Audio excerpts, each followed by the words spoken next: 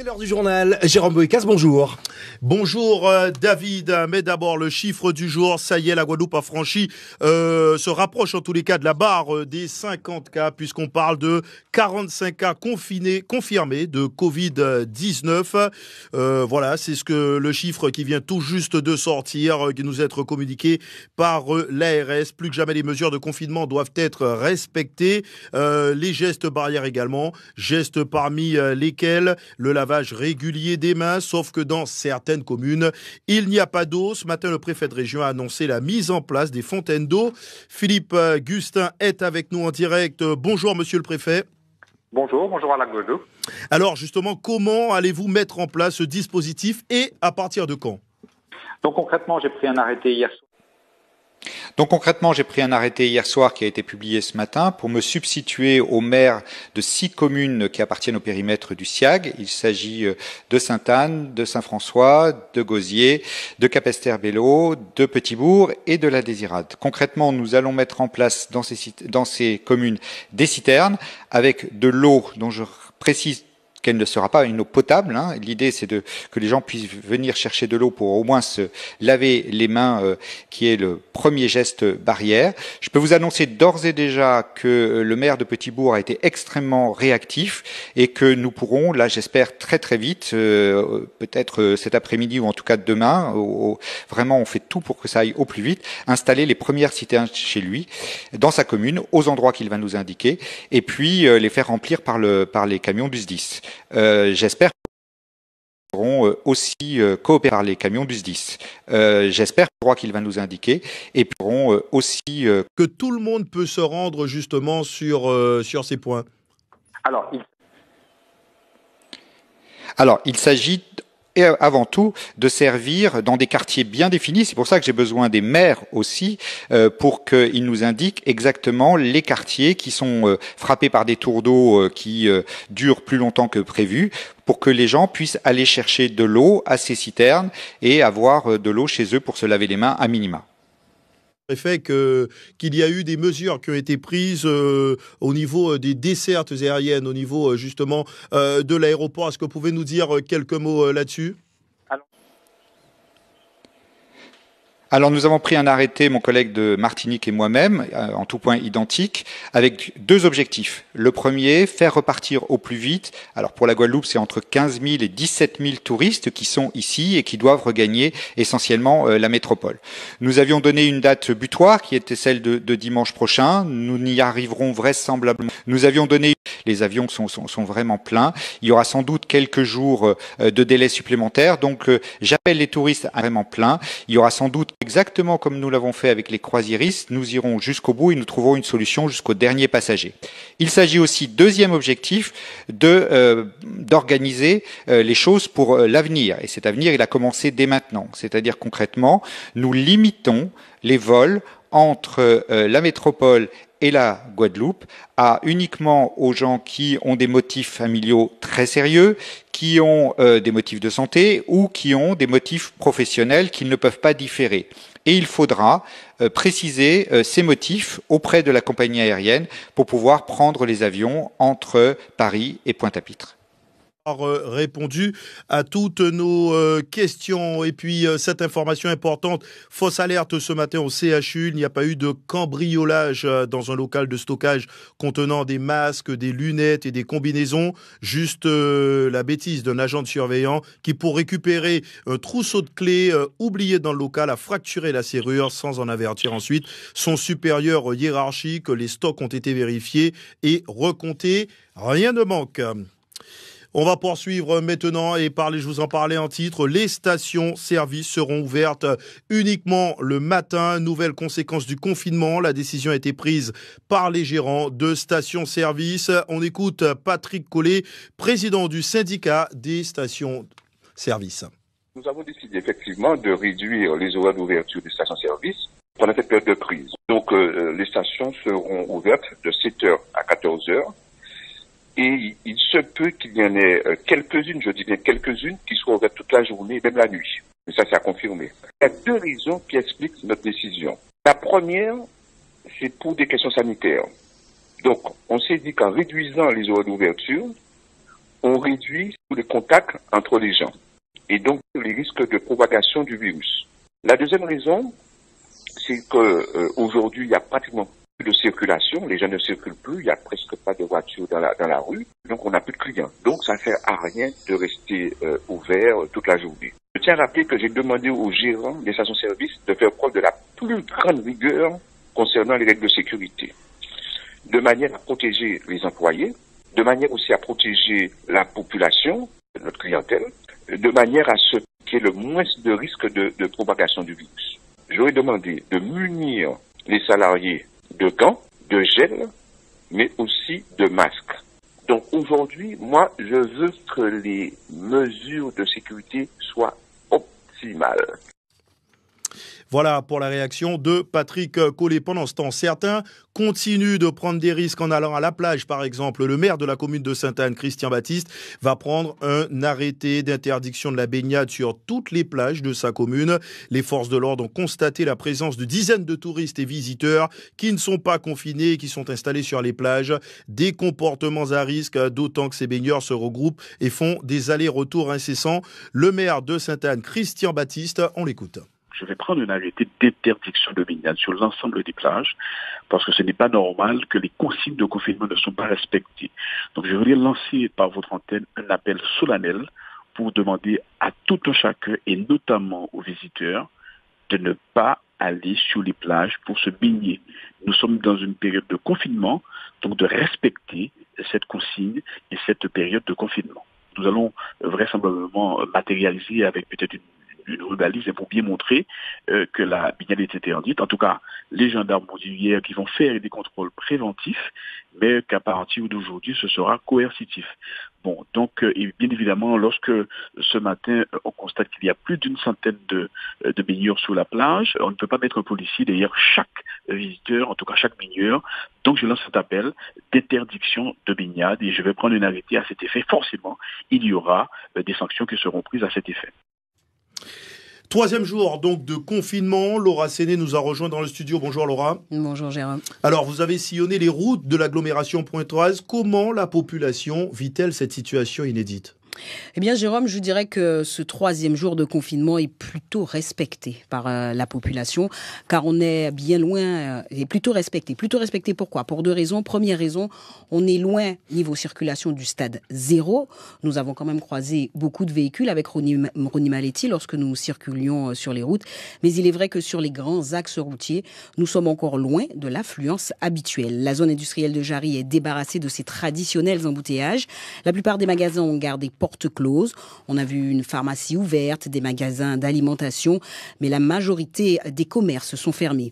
Dans l'agglomération pointoise, quelques voitures ici et là, des passants aussi souvent avec des cabas qui allaient faire leurs courses dans les quelques supérettes ouvertes ce matin.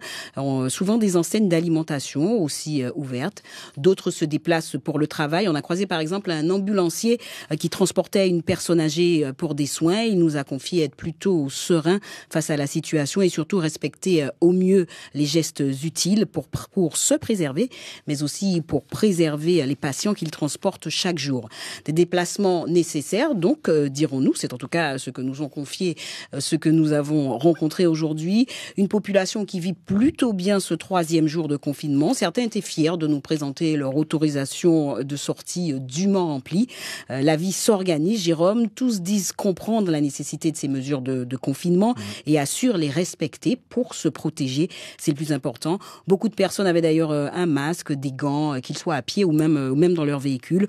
Autant dire que tout le monde fait de son mieux pour ce troisième jour. Exactement. On tente de se protéger. Alors, certains déplacements auraient certes pu être évités. Je reste persuadée. Ronnie Maletti partage mon avis parce qu'on a quand même vu quelques voitures.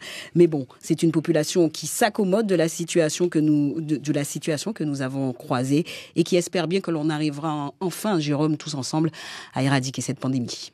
Voilà, et Laura, dans ce contexte assez compliqué et inédit, certains étudiants ont pu rentrer malgré cette phase de confinement. Ils ont pu revenir au pays, comme on le dit, des étudiants qui étudient à l'étranger ou en métropole. C'est le cas de Marielle, guadeloupéenne, qui étudie à Paris. Dans cette période de confinement, elle a préféré rentrer en Guadeloupe. Aujourd'hui, elle doit poursuivre ses cours, mais à distance. Comment cela s'organise? Elle s'est confiée au micro de Claude Danican. Nous sommes surpris de voir que le site Air Canada est fermé, qu'on n'a même pas accès au site. On l'appelle, lui non plus, il n'a pas... Voilà, on entendait la maman d'une étudiante. Ben tiens, on va l'écouter également parce que là aussi, c'est quand même un sacré problème. C'est une inquiétude, celle des parents justement qui essaient de faire rentrer leurs enfants qui sont à l'étranger. Dominique a son fils qui est parti en septembre faire des études à Montréal. Depuis une semaine, les Canadiens sont confinés. Le pays compte 594 cas et elle éprouve les pires difficultés à faire rentrer son fils. On écoute Dominique. Nous sommes surpris de voir que le site Air Canada est fermé, qu'on n'a même pas accès au site. On l'appelle, lui non plus, il n'a pas trop d'infos concernant son université. Il n'a accès qu'à la femme de ménage. Et donc on est un peu bloqué. Là, j'essaie de le faire rentrer, je ne peux pas prendre de billets. Lui, il va essayer. Et puis voilà, on est dans l'inquiétude, quoi. Moi, je me dis, bon, voilà, on n'est pas à l'abri d'avoir le virus. Hein, donc c'est vrai que c'est pas... Oui, c'est mortel, mais on peut le soigner, mais il me semble qu'il serait plus judicieux de le soigner chez moi que le soigner à l'étranger. Je me dis, il est en confinement, oui, c'est vrai, il ne va pas bouger, mais ça va durer jusqu'à quand, on ne sait pas. C'est vague, on va sur les sites du Canada, ils nous disent que oui, les écoles seront fermées pendant 2 mois, et voire même en automne 2020. Et sachant que lui, il devait rentrer au courant du mois de mai, donc pour moi, il faut le faire rentrer, quoi. Alors, supposons qu'il ait attrapé le virus là-bas. Le système de sécurité canadien est complètement différent. Alors, imaginons le scénario catastrophe, le plus catastrophe possible. Qu'il soit hospitalisé, comment ça se fait? Moi, je suis loin, je peux rien faire. Les aéroports sont fermés, voilà quoi. Donc, c'est le désarroi le plus total. Et en revanche, certains, je vous le disais, ont pu rentrer avec cette phase stricte de confinement. C'est vrai qu'il est plus facile de rentrer au départ de la métropole. C'est le cas de Marielle, guadeloupéenne. Elle étudie à Paris. Dans cette période de confinement, elle a préféré rentrer en Guadeloupe. Aujourd'hui, elle doit poursuivre ses cours à distance. Comment cela s'organise? Elle s'est confiée, je vous le disais, au micro de Claude Danican. On l'écoute. Je suis étudiante en école d'animation et de jeux vidéo et je suis rentrée dimanche dernier, dimanche 15 mars, en Guadeloupe, car mes parents ont préféré me faire retourner au pays au lieu de rester toute seule à Paris dans l'appartement pendant cette période de confinement. Nous avons des cours à distance, donc bien sûr les cours sont maintenus pour ne pas perdre pendant plusieurs mois de cours. L'école a mis en place une plateforme sur laquelle on assiste aux cours. Après, ce n'est pas la première fois car... par rapport au greffe qu'il y a eu en décembre, on avait déjà expérimenté ce système. Donc là, c'est juste une continuité. On est reparti sur ce système de cours à distance. On a un lien sur lequel on doit se rendre à l'heure du cours. On assiste au cours de manière magistrale. Donc c'est comme une masterclass. Le prof fait son cours. On voit son écran. Il nous explique des choses. Si on a des questions, on peut les poser. Il y répond. Mais j'ai même dû me réveiller certains matins à 3h pour assister au cours. Il commence à 4h, heure de Guadeloupe, et 9h, heure de Paris. Donc c'est un rythme à prendre, mais on s'habitue et on fait avec. Et dans ce contexte d'épidémie, la filière pêche poursuit son activité. La préfecture, en accord avec le comité régional des pêches, a publié un arrêté qui encadre les jours de vente. Vous pourrez désormais acheter du poisson les mardis, mercredis, vendredis et samedis dans 20 points de vente directs. Une décision qui n'a pas empêché certaines de continuer à vendre du poisson comme ce matin. Et pourtant, nous sommes jeudi. Eric Schimfing a rencontré Philippe Martineau, marin pêcheur au carénage. On écoute. Qu'est-ce qu'il allait pêcher ce poisson? Il allait pêcher où celui-là? Moi. Sur les DCP au large de la Guadeloupe. La pêche du jour là? La pêche du jour, tout à fait. Je croyais que normalement il y avait des points de vente officiels. Non, normalement on vend du poisson à la DAS, mais comme avec le confinement, on s'est rapproché de la maison pour donner toujours manger à la population. Ça marche? Il y a du monde qui est venu? Tout à fait, oui, ça a été aujourd'hui. Le poisson, il est vendu combien aujourd'hui? Le même prix, 10 euros, 10-12 euros.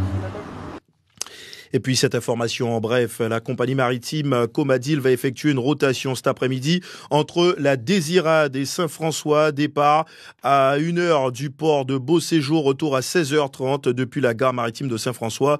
L'occasion de rapatrier certains résidents et surtout compléter les stocks de médicaments et autres matériels paramédical. D'autres rotations seront effectuées en fonction des besoins.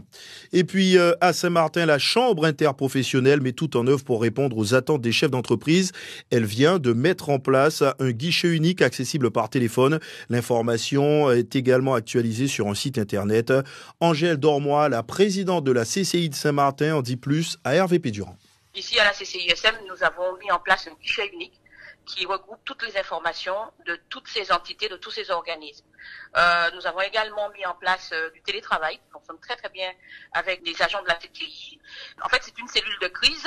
Il y a 6 ou 7 numéros dédiés où les entrepreneurs nous appellent, posent des questions orales ou SMS ou WhatsApp.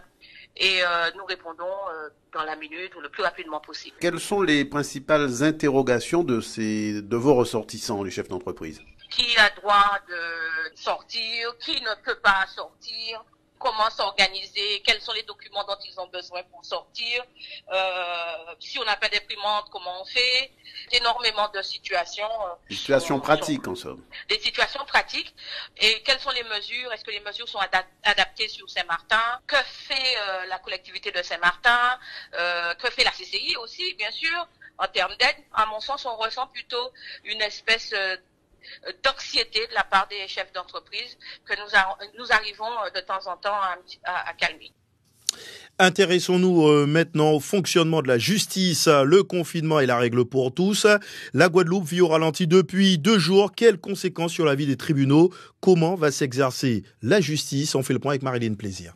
Par ces temps de confinement, certains pourraient penser avoir le champ libre pour commettre des délits aujourd'hui plus hier. Eh bien non. Patrick Desjardins, procureur de la République du tribunal judiciaire de Pointe-à-Pitre, prévient et martèle ce message. La Guadeloupe, je cite, ne deviendra pas une zone de non-droit dans les jours et les semaines qui viennent, et les parquets seront attentifs à poursuivre les faits les plus graves qui continueront d'être commis. En clair, même si certains fonctionnaires du parquet sont confinés chez eux avec leur dossier, la justice va continuer à exercer sa mission. À Pointe-à-Pitre comme au tribunal judiciaire de Basse-Terre et à la cour d'appel également, le plan de continuité de l'activité a été déclenché depuis lundi.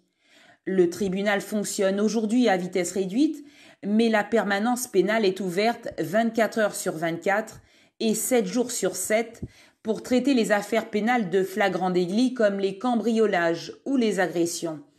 Le parquet ne badinera pas non plus avec les récidivistes pris dans les filets de la police. Et pour les infractions au confinement, suite aux contrôles routiers qui vont s'intensifier et pour aussi les cambriolages des commerces qui ont baissé leur rideau, eh bien, la justice promet de sévir et de traiter en priorité ces délits. Et on l'a presque oublié. Aujourd'hui, c'est la mi-carême avec les traditionnels déboulés en rouge et noir dans les rues de l'archipel. Mais le Covid-19 a évidemment eu raison aussi de l'événement. Il n'y aura donc pas de trêve, mais tout le monde, y compris l'Office du Carnaval, se plie avec raison à cette actualité. On fait le point avec Laetitia Broulet. Pas de défilé en rouge et noir cette année, les carnavaliers doivent se résigner et faire le deuil de la mi-carême. Toutes les manifestations sont annulées et aucun événement ne peut y échapper. Aucune dérogation n'est accordée, pas même pour la tradition. William Barr, le président de l'Office du Carnaval, voudrait bien que les groupes mais aussi la population mènent une réflexion sur l'avenir de la mi-carême. Un rendez-vous qui a déjà disparu dans d'autres régions et qui ne mobilise plus autant qu'avant en Guadeloupe. Ce jour-là, les groupes sont bien moins nombreux et le nombre de membres au sein de ces groupes apparaît réduit. William Barr déplore cette perte d'intérêt et souhaite redynamiser la mi-carême, plutôt boudée par les groupes à caisse claire. Malgré tout, le carnaval 2020 restera un bon cru et la tradition a de beaux jours devant elle, car désormais, on défile sans se préoccuper du calendrier. Les déboulés sportifs et les masses vacances en sont la preuve. Et malheureusement, le coronavirus n'empêche pas les incivilités et les effractions. Le local du groupe Apo Initemas a été vandalisé dans la nuit d'hier à Bémao. Le matériel de sono, des boissons ont été dérobés. Les gendarmes sont sur place. Un coup dur pour l'association. Le sport à présent, avec toutes ces questions autour de la poursuite ou pas des différents championnats de football, la Ligue a tranché, quelle que soit la durée de la pandémie, les championnats iront au bout. Daniel Marius a joint pour nous Alain Morvani, secrétaire général de la Ligue guadeloupéenne de football. À un autre niveau, les ligues d'outre-mer, dont la Guadeloupe, nous avons des réunions fréquentes par visioconférence avec la Fédération française de football, de manière à harmoniser nos décisions, parce qu'il serait quand même pas normal qu'une ligue prenne des décisions qui ne soient pas dans un ancrage fédéral, même si cet ancrage fédéral et ces dispositions fédérales, pour le moment, restent extraordinaires. Au fond, est-ce que ça va être gelé? Est-ce que ça ne va pas l'être? Ça dépend de la durée du phénomène. Voilà, il n'est pas bon aujourd'hui de se précipiter, d'autant plus qu'on parle, il me semble, sur des situations qui doivent durer dans le temps.